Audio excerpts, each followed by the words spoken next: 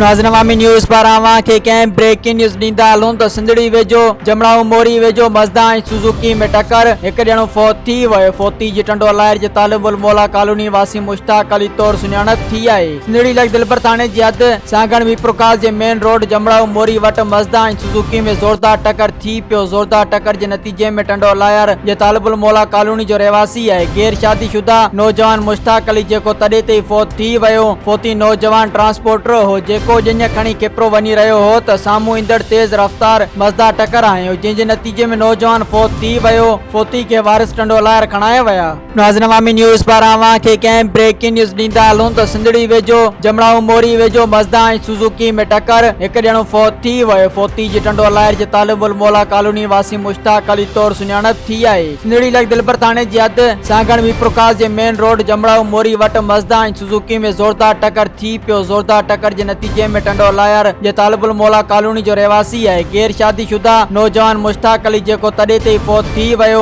फौती नौजवान ट्रांसपोर्टर हो जेको जंहिं खणी केतिरो वञी रहियो हो त साम्हूं ईंदड़ तेज़ रफ़्तार मज़दा टक्कर आयो, जंहिंजे नतीजे में नौजवान फौत थी वियो। फौती खे वारिस टंडो लाहिर खणाया विया।